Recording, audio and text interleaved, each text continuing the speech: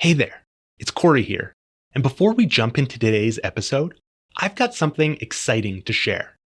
If you've been enjoying these deep dives into the future of family enterprises, you'll definitely want to join us for the next Legacy Builders Live webcast happening July 18th. I'll be joined by Jerry Meyer and Gavin Brower. You might recognize them from episodes 13 and 22. Together, we'll explore people, power, and priorities, rewiring the family enterprise for a smoother transition, with insights on generational roles, cultural alignment, leadership behavior, and how to support non family executives while strengthening trust and clarity across the system. If you missed our June 12th webcast with Cindy Redoux and Leah Tolton, the full replay is available now. To register for the upcoming session or catch up on past episodes, visit legacybuilderswebcast.com. That's legacybuilderswebcast.com. I hope to see you there. Now, let's dive into today's episode.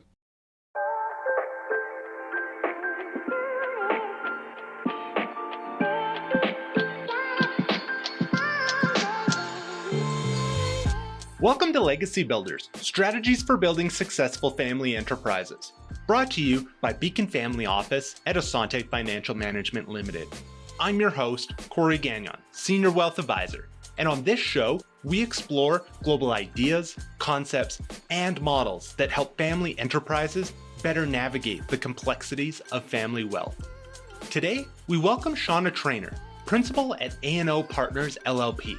Shauna supports enterprising families in articulating ownership vision, enhancing communication, and implementing governance strategies that align with their long-term objectives. With a structured yet adaptable approach, she blends systems thinking and solutions-focused frameworks to guide families through transitions and the nuances of wealth and relationships. Shauna brings a deep commitment to collaboration, learning, and clarity, believing that when families work well together, they not only sustain legacy, but enrich the communities around them. My goal is to be the most curious person in today's conversation with Shauna.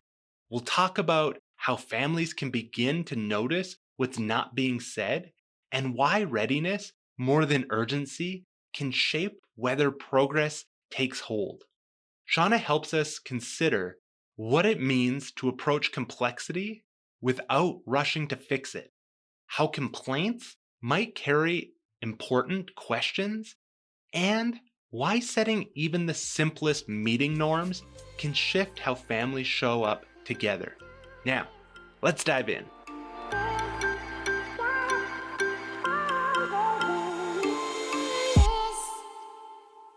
Welcome, Shauna. We're excited to have you here today to share your wealth of knowledge and experiences with us. Let's dive in, shall we? Let's do it. Shauna, imagine you're delivering the commencement speech to the graduating class of 2025, and you have the chance to inspire them with your story. How would you begin your speech to convey the incredible lessons and expertise that you've gained along your career? Well, I have to start by noting the Steve Jobs quote, from the video that you had shared of his commencement speech, which is, of course, very hard to top. But I do love that, you can't connect the dots looking forward. You can only connect them looking backwards.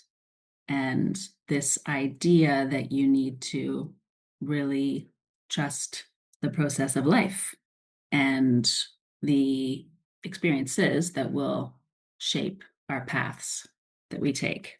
And, I think this question is actually a very unique offering you give to all those who join this conversation, because it's quite deep, actually, to look back and think about, what is it that I'd really want to say, and actually very hard to kind of make it concise, as he did in his commencement speech.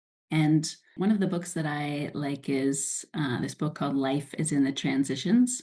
And actually just living with that idea that if I were giving a commencement speech, I would really want to be encouraging those students to take time to reflect on their accomplishments to date, to take time to really reflect on the relationships that have impacted them in their lives to date, and to really get curious about the questions that linger for them.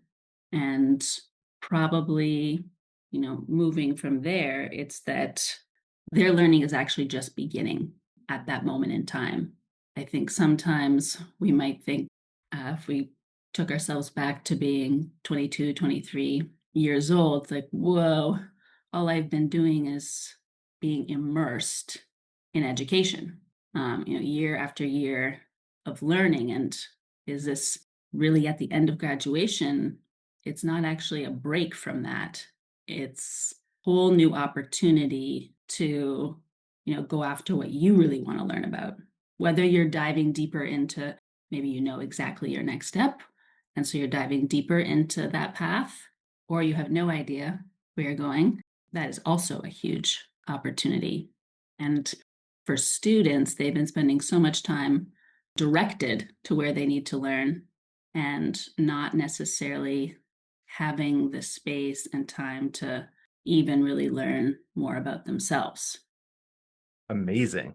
I love that because I'm thinking about how much of life we can be in somebody else's plan, like somebody else's curriculum for education, as you talk about. And having that opportunity to now go from that directed to having space. And Shauna, that can seem very powerful, but it can also probably feel quite a lot of anxiety for people who have lived in this space where they knew what was next. They didn't really have the choice, and now the choices are endless. And so, speaking to somebody, and maybe they're not 23, Shauna. Maybe you're speaking to somebody who's maybe later in life and they've realized, wow, I now have this choice. Something's changed. How would you speak to them in that? Yeah, it's actually a very, very good question, because even in my own work, when I look back, somebody says, how did you stumble upon working with families?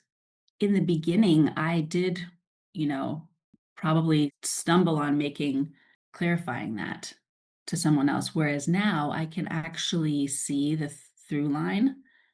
As I started to actually tell my story, I realized, oh, wait a second, there are these dots that have brought me here. There is consistency to, where my interests lie and why I see families as so valuable and at the heart of our communities as tremendous agents of change. And so I think if, where somebody is experiencing uncertainty or even might feel lost in some way, it is grounding them in what they do already know, the questions they have already answered for themselves, and uncovering, what is the big question that remains for you. Right. Because I think we often underestimate the wisdom that lies within. And I, certainly see that in working with families, where it's trusting that they actually hold the key questions that they need to address. They hold a lot of the knowledge that will support them moving forward. And it's uncovering Right. that is a big part of the work, and individual work as well. And so that opportunity to look back. So you made comment of the reflection on accomplishments, but you also made comment about the relationship. So let's dive a little deeper into that one, Shauna. Where does that play in to the work that you do? Oh, yeah. There's probably two pieces, at least with how I see it. I think a lot of our culture, Western culture, is very individualist in nature and, supports this idea of going at it alone or, one person is really, the leader. And I think it's really important that we continue. I think that model is by many challenged, that we continue to do that for young people, especially because nobody gets to where they are alone. And it's so important that we encourage people to ask for help and get support they need and look out to their networks. So that's sort of general sense, but in the work with families, that is going against the grain in that same individualist versus like looking at the interdependence and the collective nature of the work, that they need one another to both challenge each other and also support to really kind of realize where they want to go to achieve their desired objectives. And so having families made up of individuals and that one end of the spectrum were individualistic, other end were very much our identity is in collective. When you say that families, they have the answer, they have the question, where do those come from? I think, where relationships matter, so too do conversations. And so I think they typically emerge through conversations together. Sometimes I think there are questions that have been lingering in families that they want addressed, or there's complaints within a system that need to be turned into requests. So, that's reframing to a question. But I do think it's in the listening and talking with each other that the biggest questions do emerge, and giving everybody time for reflection. All too often we're living busy lives, struggling to slow down, and can be passing each other by. And so it's not until you slow down and connect that, you can do that digging deeper, figure out, yeah, what are the questions? Yeah. So thinking of those complaints that are sitting there in the system, Shauna, what do those sound like? If a family's listening right now and they're thinking, you know, what sort of complaints are there in our system here? And what do you see on the surface? Two quick ones come out for me, which is blame or shame. They sound like somebody's being blamed for something, or they sound like somebody's hurt and feeling shamed by something. Um, if it's just like, what are we listening for on the surface? And how can we use what we hear to then kind of go after what's really underneath? And I think it's also very important what that looks like, because if we hear blame or shame and we go into defense or judgment, then we're not really going to go anywhere. Yes, Whereas if we can, get curious and be patient and build our empathy in a system, then wow, we may just be unstoppable because we're willing to, embrace the vulnerability and go after what's really going on. absolutely. And so you made comment of busy lives we live. And so this blame and shame, it sits there and maybe we tolerate it for a month, a year, a decade. How do we get that reframing? You talked about the complaints to request. So where do those go? How do we get there? Oh my gosh, with great courage. Yes. Yeah, I think I laugh there, but I think it's true. I think that without the courage to bring something forward, it might never come out. And that is, yeah, sort of a sad thing for any relationship that you don't bring forward, even if you don't have the tool to necessarily change something from a complaint to a request, that a complaint's not brought forward or that requests aren't, is sort of a loss to any relationship and doesn't recognize the strength we have to manage and tolerate those complaints and requests, if that makes sense. We all have the courage to bring stuff up, and then I certainly believe that we all have the courage and capacity to, take that feedback. It's not easy, but I think, where there is love in that relationship, there's certainly an opportunity to work through it. And Shauna, thinking about we've tolerated this, we've grown accustomed to this is how our relationships are. This is how our system seems to be thriving. And so we're speaking to a family who doesn't see this as a problem. Maybe there's somebody who's saying, huh, you know what? I see that on the surface. Maybe there's more, and they're becoming curious. What would this mean to a family if they really dove deep into it? Well, I certainly think you don't necessarily wanna, raise a problem a family doesn't yet see. There is a readiness for change element to all this.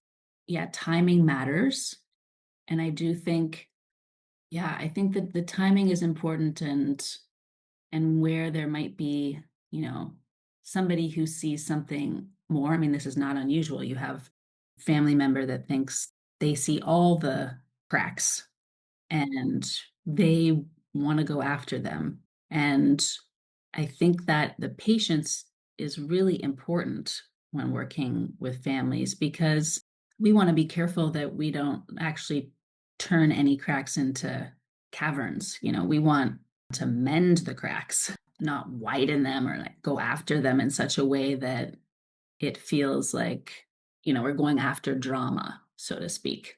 I think it's really important that there's an intention or clear intention as to why you're going after a certain issue and that you can at least sort of see a potential path through rather than going after something because, one or a few select family members, really see that as the main problem.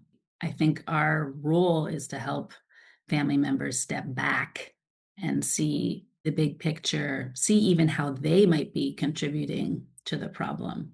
Because if they're so eager for some change, that could be where the opportunity lies.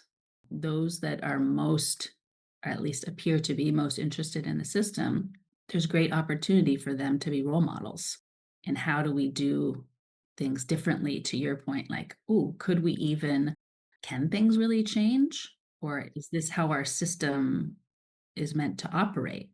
I think just as individuals and in our families, where we can just be in patterns that we imagine, like, we cannot really be like this other family over here. That's way too far of a stretch for us. And, I think, why? You know, you don't have to be like any other family. You will be your own, but it is important to tap into that potential and possibility.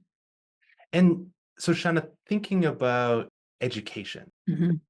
we're talking about education and structure. And so, bringing that to families and their journey that they're on as a collective, you made mention of comparing to another family. And I've had many guests talk about the power of peers and getting together with other families and using their wisdom and their journey as an opportunity to say, where do we want to go? So, how do you see that balance of I want to be more, or our journey is our journey. And so, how do families balance that looking out to others versus looking into themselves of where they're going? Love this question because I think, at least, what I'm hearing is there's often this, we'd love to hear from other families. We want to know the best practices of other families. What is the language that they've used in their family employment policy? And it is absolutely wonderful to learn from others, to capture what they've learned from their going through their experiences or their process or establishing policies and structures for themselves. And it is critically important that each family then says, would this be a good fit for us? Right. Actually, we love this book by Antoine Maillot. It's Enterprising Families, but it's each chapter is the best practice a consultant gave them and that they did the opposite. So, a best practice they were told, do not give spouses shares, keep it to the family. And based on, their stories and their experience, they decided to create a structure that did allow for spouses to participate as partners, as co-parents. They thought that that was the way to do it best for themselves. And that doesn't mean that that's, oh, since they did something different, now we should adopt that best practice. No, they looked critically at options and suggestions and asked, will this work well for us? Right. And wow, what an amazing question to ask before implementing and getting just very clear on what is our intention Yep. in implementing this structure or practice or policy. And that does involve slowing down and getting really at the heart of what you're trying to achieve. Yeah. And so, thinking about those biases we have or others who we interact with have, how do you see families use that critical thought to be able to say, is this right for us? Yeah, I see them just actually thinking through the unintended consequences of what they might be implementing and sort of thinking through doing some scenario planning around how will this really unfold and inviting people they trust to also help them in that process, whether that is a peer network that they have. Hey, we are thinking of doing this for our family. Do you have any experience with this? What questions would come up for you? Or their trusted advisors, or any of them, based on like using the critical thinking skills of others, not just the family. I think the family is a very good start. And then I think to the point of where, you have your own set patterns and thinking and narratives that inform you think might work best, the more people you can invite into that conversation to get at questions, consequences, and opportunities, the better. I love that. So, consequences Mhm. and opportunities. Sometimes we can get caught in chasing a rabbit down a hole, and sometimes it's you know what, this is way too much. Really don't see where we're going here, and why are we spending that time? There could be somebody who's a bit critical of the process, or we also then could look at it and say, there's so many opportunities here, and look what this can bring. And so, how do we filter that? Like, what's going to have the highest impact on our family, or where are we going to have the best return on our efforts here by focusing on this? You talked about the family employment policy, the ownership policy. There's many different aspects, and ideally, we're growing that as the family has the need rather than trying to anticipate everything that might come our way, but how do we know this is the right time? Yeah, that's a very good question because I think sometimes in our work where we start off with a discovery process and then we say, okay, there is a long list of elements to go after here. And I mean, there's certainly an element of starting with the end in mind.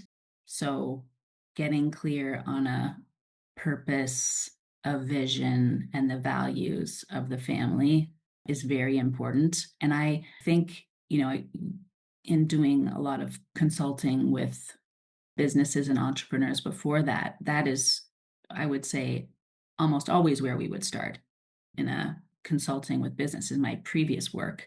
And interestingly, I find in starting with families, sometimes it's very hard to do that work first. And to your point, kind of finding when somebody's ready. I mean, this isn't, I don't know this. This is sort of just a intuition that sometimes I believe that work, as much as it's so valuable and important, and it almost feels so daunting at the beginning for families. Like, whoa, how could we possibly do that? Especially where there's communication issues. How are we going to come up with our vision when we're struggling around a table? So there's a big piece of where are there small and big wins that a family can experience. I mean, depending where they lie at the start, you know, are people frustrated in the system? Are people fatigued in the system? Or are people really excited and ready to go? Those variables really make a difference on what you can accomplish at the start, because sometimes it's building skills and capacities is where you'll get the most value. And to your point, like you'll see that return on effort. Oh, wow, we've been practicing coming together as a shareholder group or as a family, and look at us. This is working. Yes. It's not easy, it's tough work, but we're seeing different people, different groupings show up.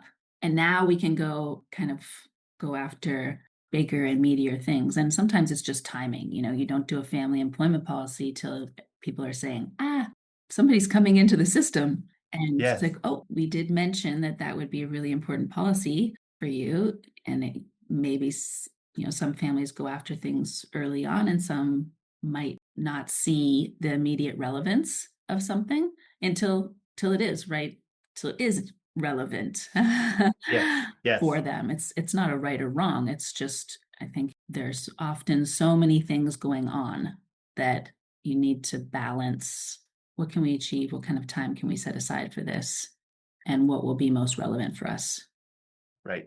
Now, Shauna, you made mention about societal norms, and I'm thinking about how you mentioned vision, mission, values, and oftentimes management consulting, we're in a group, in a boardroom with these executives, and there's norms.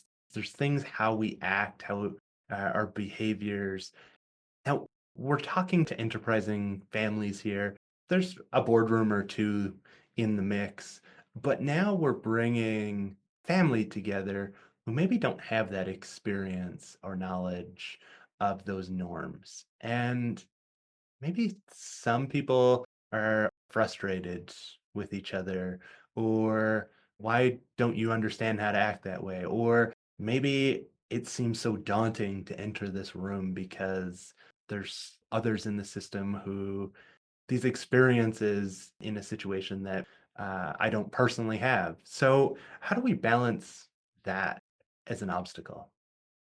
I mean, what comes to mind, which might sound simple, but I think it's actually very hard for families to hold each other accountable around it, is just setting meeting guidelines. Because it's true, it could be a very new formation for a family to be coming together, whether this is, current and future shareholders to hear about the business, plan for the future, build the structures and policies that they need to do. yeah, if somebody is a nurse in their professional environment or a teacher and coming to the table, I tend to believe that there's people sort of know enough about how they should show up. It's just when we fall back into our patterns of our family that certain unwanted behaviors might emerge. So I know that in our experience establishing meeting guidelines, it's a way for families to say, hey, we said we'd really work at no heckling in this environment. We said we wouldn't interrupt each other. It's amazing, where a sibling group has grown up with each other, their ability to interrupt, talk over, dismiss. I think it's really important to not see it as a bad intention. People have the best of intentions. It's just really getting clear about what are the behaviors that will best support us and what are the behaviors that have gotten in the way of us being our best. Yes. That simple process of the meeting guidelines, I find often we do this with families and they're like, yeah, of course, these are the things that will help us be our best in a meeting. Listening, asking questions, starting on time, taking breaks, slowing things down. And then, they can come up with the list and then it's practicing it Right. that they realize, oh, wait, yeah, we do have this tendency to interrupt each other. Getting comfortable. We're a couple hours in and realize, oh yeah, it's not Thanksgiving dinner where we're used to being around a table, and now we need to go back to those guidelines. Exactly. Like kind of realizing this is serious work. This does take a lot of time, care, and commitment from everybody around the table. And how can we help families raise the bar? That's what they're trying to do. It's never them, it's humans have a tendency to fall back into old habits. Absolutely.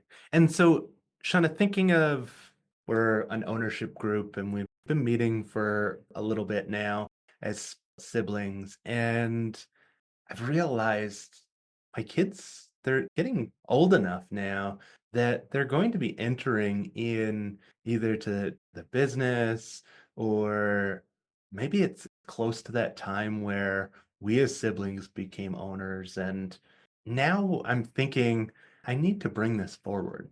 And so, how do we bring that forward? And when do we start?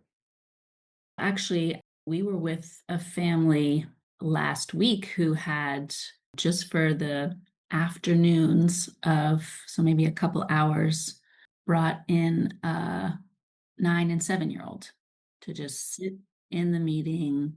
The 9-year-old, participated in a couple of the breakouts, also created some beautiful artwork as part of the meeting, but really just to, I think it does two things. One, they see it. They see, my whole family is gathered around here, working, listening to different speakers, and there are these two other individuals in the room. I wonder who they are. And there's also for the other two generations, this is why we're doing the work. For this next generation who we can actually see getting older, for the eldest generation in the room, they probably have memories of their children at that age. And so I think this kind of when and how, we can often put a lot of pressure and structure around, how to do that right. And if I take from Brene Brown, there's a kind of a gift of imperfection here. Just like parenting, you're not going to necessarily do it perfectly. It might be a little bit messy, and that's okay. As long as you have good intentions, you're learning from that messiness, and you begin to develop a plan around, how will this work?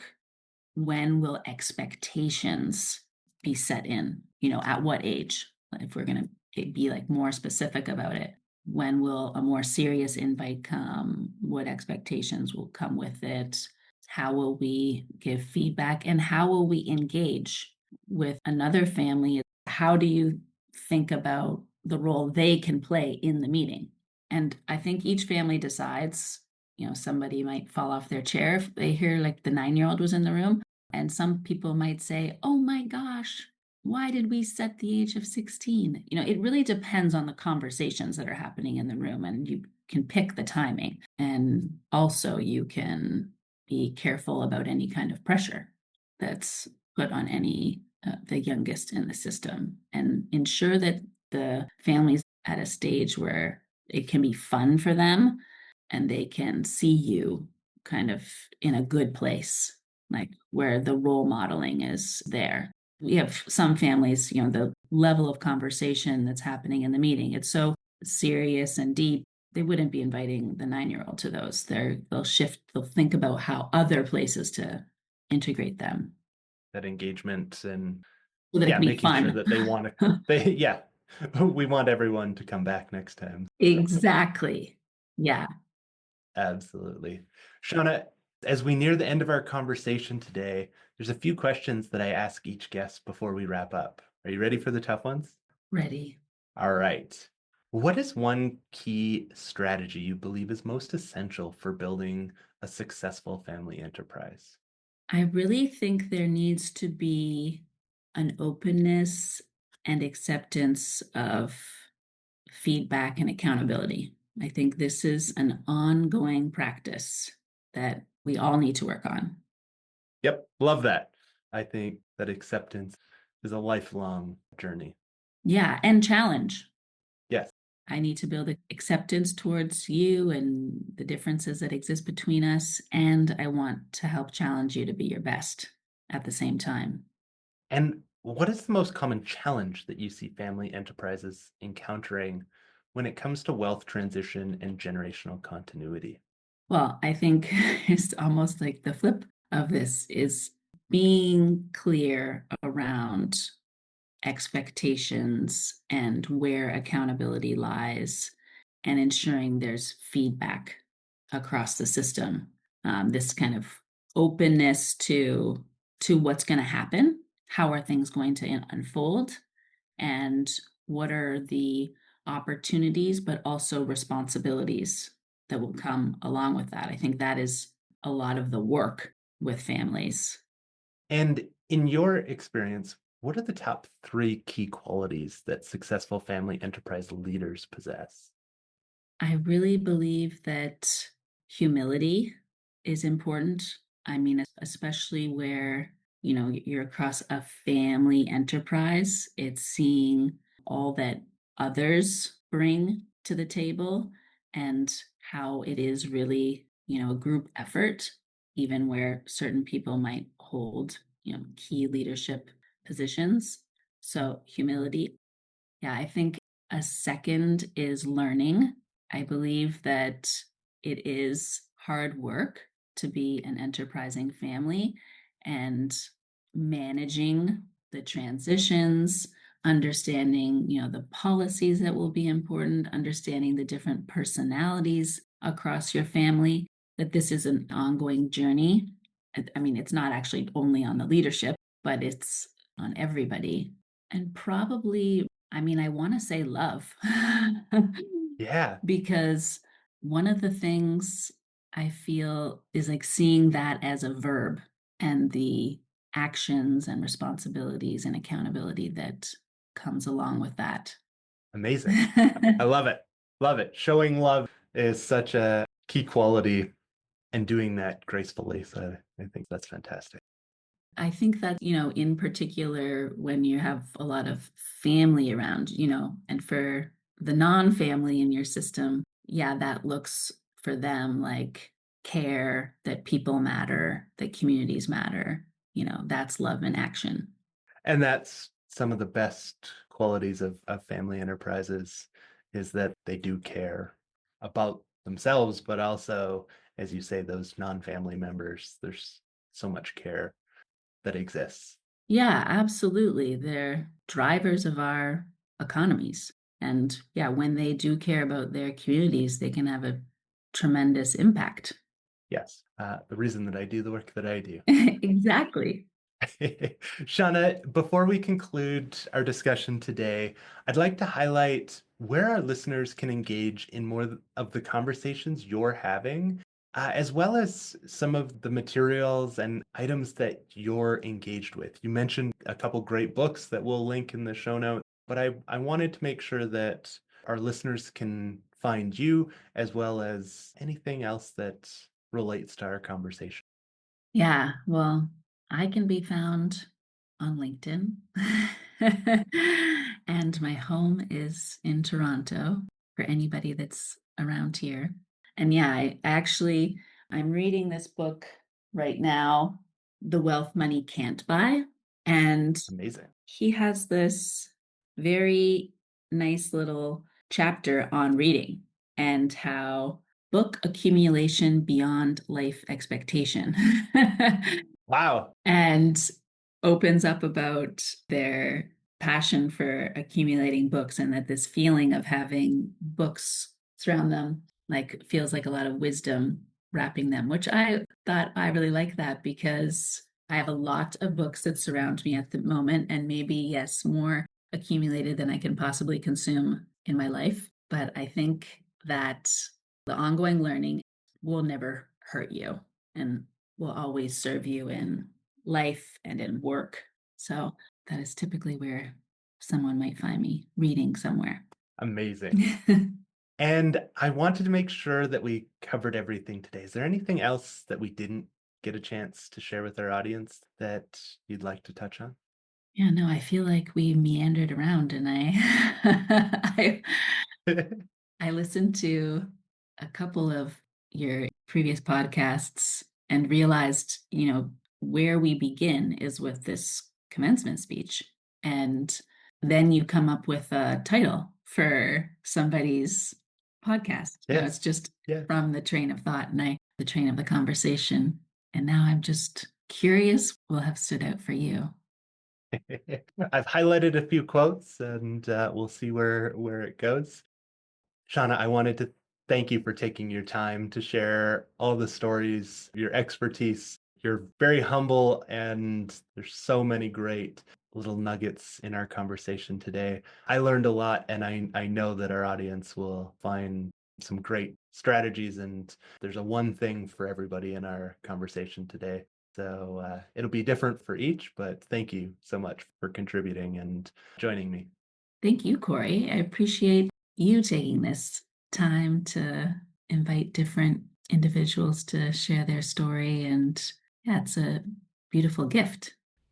As we wrap up this episode, we invite you to reflect on Shauna's insights into how families begin to notice what's left unsaid and how creating space for those conversations can open the door to real progress. Whether you're a part of a family enterprise or provide consulting to them, Shauna's approach reminds us that effective communication doesn't begin in the moment of tension. It starts much earlier in how we listen, prepare, and show up for one another.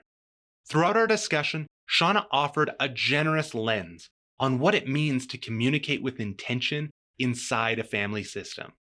She spoke to the value of patience, the importance of timing, and the quiet power of meeting families where they are. From refraining complaints to setting simple meeting norms, Shauna highlighted how everyday habits can either reinforce old patterns or make way for something new. Her perspective challenges the idea that structure has to feel rigid. Instead, she showed how structure can support families in finding their rhythm, one step at a time. If you're exploring how to strengthen communication within your family or support in others in doing the same, Shauna Trainor and her team at A&O Partners offer guidance shaped by experience, curiosity, and care. You'll find more about her work along with helpful resources in the show notes. Thank you for joining me, Corey Gagnon, your host of Legacy Builders Podcast. It's my personal passion to explore with you these topics related to family wealth. If you enjoyed today's episode, you can subscribe on Spotify, Apple Podcasts, or your preferred podcast platform. And don't forget to share this episode with family, friends, and colleagues who you care about. If you'd like to help support this show, you can do so by leaving a rating and review. If you have any questions about anything shared on today's episode, or have topics you'd like us to dive deeper into in future episodes, please let us know by emailing beaconfamilyoffice@asante.com. That's beaconfamilyoffice@assante.com. Legacy Builders, Strategies for Building Successful Family Enterprises is brought to you by Beacon Family Office at Asante. Are you worried about losing what you've created and seeking ways to transition your wealth across generations? Beacon Family Office at Asante supports our clients transition their wealth while maintaining relationships. If you'd like to access more content we've created, you can visit us at beaconfamilyoffice.com or for more details on our services and book an initial call. Thanks again for listening, and until next episode, stay intentional about building your legacy. This program was prepared by Corey Gagnon, who is a senior wealth advisor with Beacon Family Office at Asante Financial Management Limited. This is not an official program of Asante Financial Management, and the statements and opinions expressed during this podcast are not necessarily those of Asante Financial Management. This show is intended for general information only and may not apply to all listeners or investors. Please obtain professional financial advice or contact us at beaconfamilyoffice@asante.com or visit beaconfamilyoffice.com to discuss your particular circumstances prior to acting on the information presented.